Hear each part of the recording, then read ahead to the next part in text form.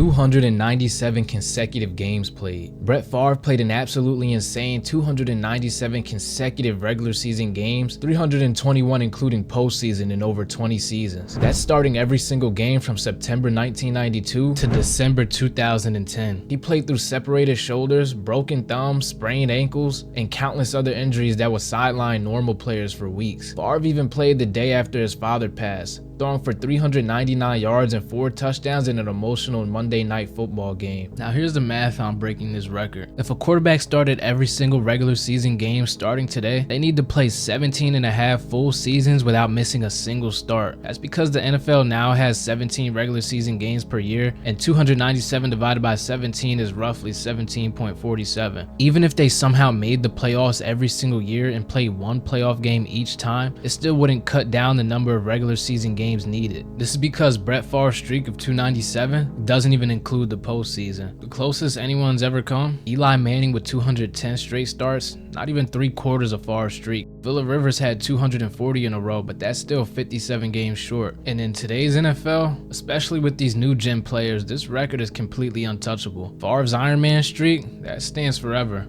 Jerry Rice didn't just catch passes, he scored an unreal 208 career touchdowns, and this record is completely bulletproof. Rice scored 197 receiving touchdowns, 10 rushing touchdowns, and 1 fumble recovery for a score during his 20-year career. He averaged around 10 touchdowns per season throughout his entire career, including seasons of 23, 16, and 17 touchdowns. Rice led the league in touchdown receptions 6 times and had at least 10 touchdowns in 11 different seasons. The math to break this record is crazy. A player would need to score 12 touchdowns per season for 17 straight years to reach Rice's total. This means finding the end zone at least once per game every single season for nearly 2 decades. Even if someone managed 15 touchdowns per season, which would lead the league in most years, they need around 14 seasons of that production. The closest anyone has come is Emmitt Smith with 175 touchdowns, which is still 33 short. LaDainian Tomlinson with 162 touchdowns. Randy Moss finished with 157 touchdowns, but none of them approach Rice's total. Derrick Henry is the only active player close to this record, and he only has 111 touchdowns. In today's NFL, players rarely play 20 seasons, and the workload gets distributed among more players. Modern players retire earlier due to guaranteed contracts and health concerns. Rice's 208 touchdowns represents 2 decades of sustained durability that's impossible to replicate. And before we move on, if you're enjoying this, subscribe for more NFL content. Next on the list, we got Jerry Rice again with 22,895 career receiving yards.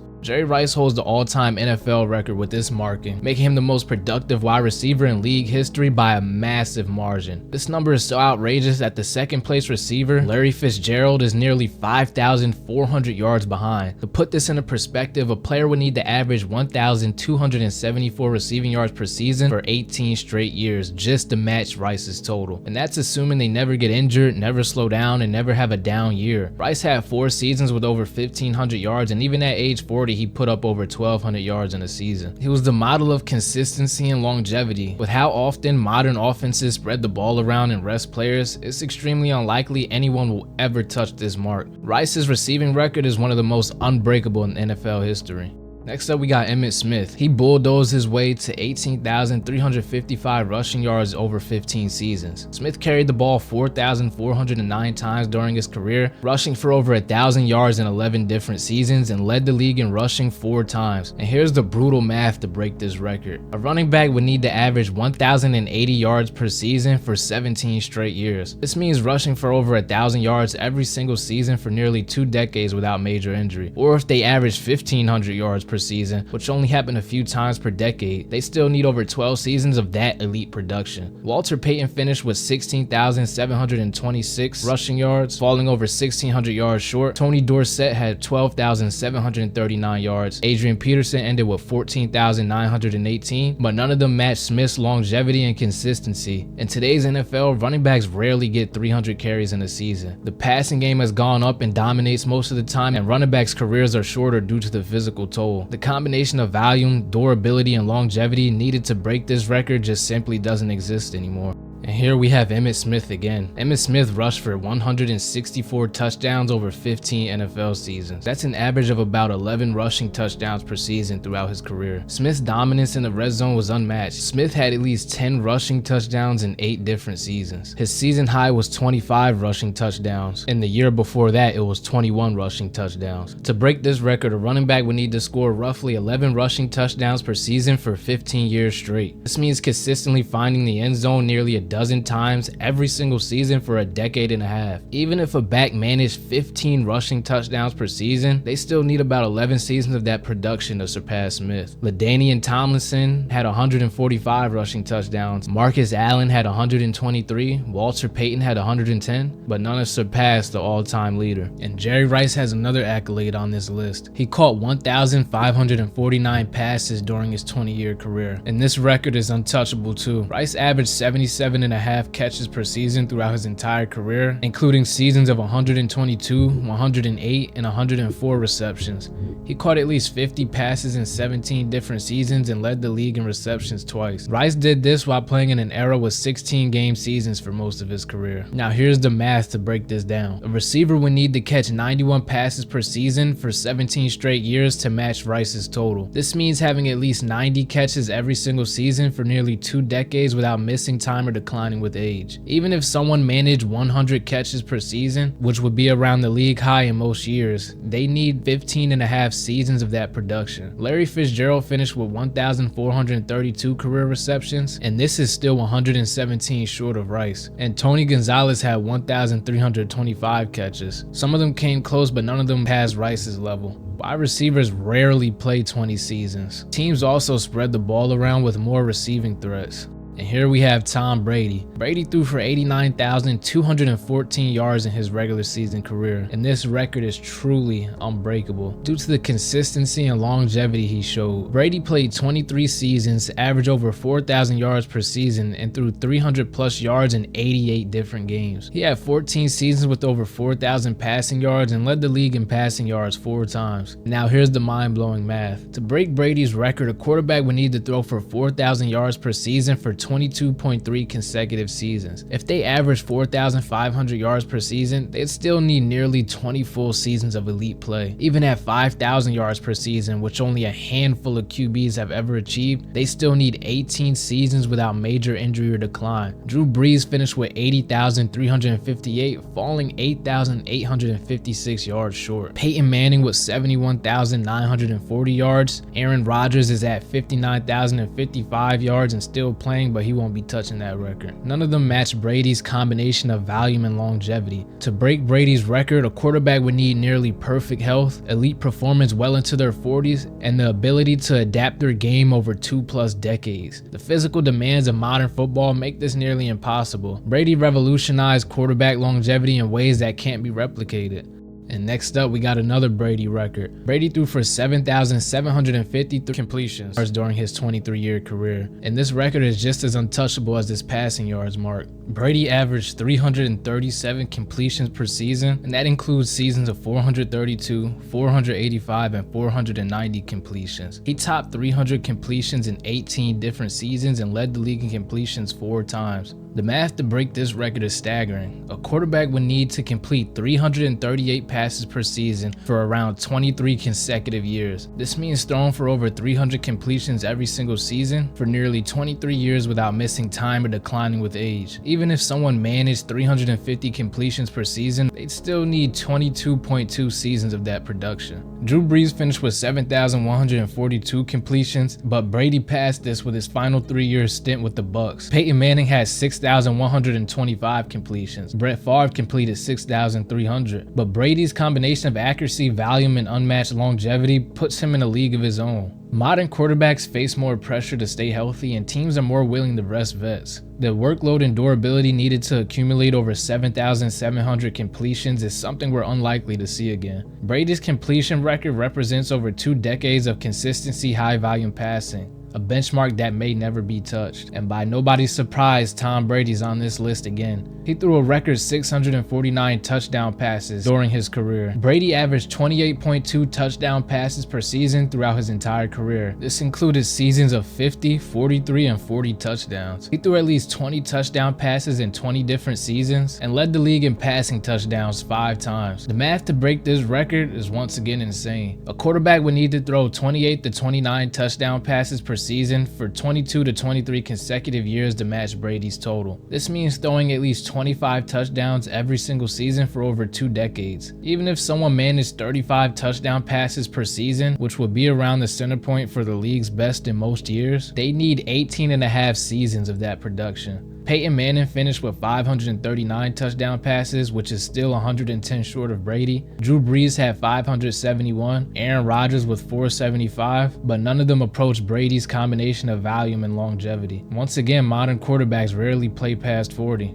Next up, we got Paul Krause, who picked off an absolutely ridiculous 81 passes during his 16-year career, and I don't think this record is touchable. Krause played from 1964 to 1979, patrolling the secondary for the Redskins and the Vikings. He averaged over 5 interceptions per season throughout his entire career, including a monster 12-pick season in 1964. Krause did this while playing free safety in an era where quarterbacks threw downfield constantly and defensive backs got away with more physical coverage. Here's the math on this record. To match his 81 interceptions, a modern defensive back would need to average 4.8 picks per season over a 17-year career. This means getting almost 5 interceptions every single year for nearly 2 decades without missing time. Even if someone managed 6 interceptions per season, they need 13.5 seasons of that production. Ed Reed finished with 64, which is 17 short of Paul. Charles Woodson had 65 picks in his career. Darren Sharper has 63 interceptions, but none of them were able to come close to Paul's record. Modern defensive backs struggle to get 8 or even 9 interceptions in a full season. There's always someone that has the top spot, then the people behind them have a much lower interception rate. The game has changed completely. Quarterbacks are more accurate. Offensive coordinators design safer passing plays. Teams throw shorter, higher percentage passes now instead of the deep bombs that led to Paul's picks. Receivers run more precise routes, and offensive lines give quarterbacks more time. The opportunities for interceptions have been systematically eliminated from the modern game, which is why you only see 1, 2, or 3 people with a decent amount of picks each season. Paul's 81 career picks represent a different era of football that's never coming back.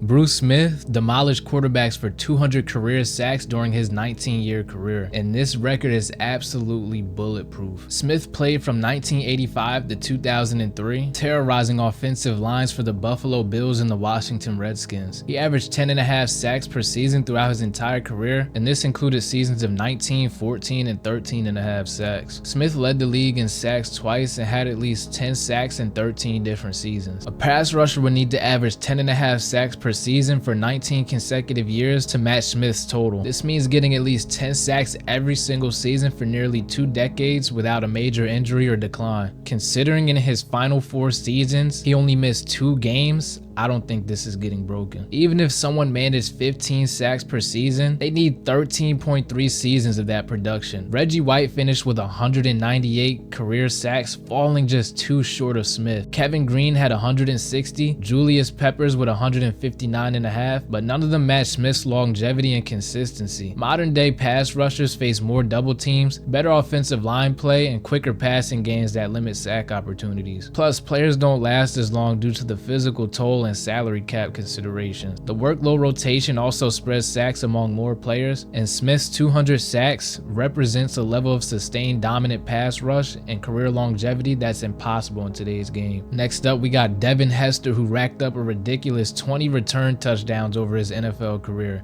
This includes 14 punt return touchdowns, 5 kickoff return touchdowns, and even 1 return touchdown off a missed field goal. No one else in the NFL has ever come close. Hester wasn't just a special teams player, he was a cheat code. In his rookie season alone, he scored 6 return touchdowns and became the first player to take the opening kickoff of a Super Bowl to the house. Coaches literally started kicking out of bounds just to avoid him. He changed how teams approach special teams. Here's the problem with breaking this record today. Kickoff returns are way down, and it seems like they've dropped even further. With the new kickoff rule adopting a hybrid XFL style format, most kickoffs will now land in a return zone between the goal line and the 20-yard line. but both coverage and blocking units are frozen until the returner touches the ball. While it's designed to increase returns, it also limits big play potential by crowding the action and neutralizing speed advantages. Punt returners still rarely get clean looks with how disciplined and fast coverage units have become, and most returners today won't even get 2 or 3 legitimate return chances per game, let alone enough to rack up 20 touchdowns over a career. The closest active player is Cordell Patterson with 9 return touchdowns, and 7 of those are kickoffs. He's known as one of the best kick returners of this era, and he's still not even halfway to Hester's total, and he's nearing the end of his career. With the NFL phasing out returns altogether, this record is not just unbreakable, it's untouchable. And lastly, we have Eric Dickerson with the rushing record. Dickerson set an NFL record in 1984 by rushing for 2,105 yards in just 16 games with the Rams. That's an average of about 131.6 yards per game, a level of dominance rarely seen in the NFL. Dickerson's record still stands nearly 40 years later, despite the NFL expanding the regular season to 17 games and more teams relying on running backs in their offenses. Saquon Barkley is the most recent player to get near this mark with 2,005 rushing yards, and he would have had 17 games to do so, but he sat out the last game right before the playoffs. Dickerson was a workhorse back who combined speed, vision, and power. He rushed for over 100 yards in 12 of those 16 games, showing remarkable consistency alongside his explosive plays. Why this record is so unlikely to be broken? Running backs now share the workload more, and teams manage their carries carefully to avoid injury. Plus, 2,000-yard rushing seasons are still extremely rare. Only 8 players have ever done it, and there still hasn't been a person to pass Dickerson's mark. To break this record now, a running back would need to average about 124 yards per game over a 17-game season. An extraordinary challenge considering modern game strategies and the physical tolls on backs. Eric Dickerson's 2,105-yard season is a historic benchmark that stands tall and is almost untouchable. Some records are meant to be broken, but these probably not. Thanks for watching and subscribe for more NFL content.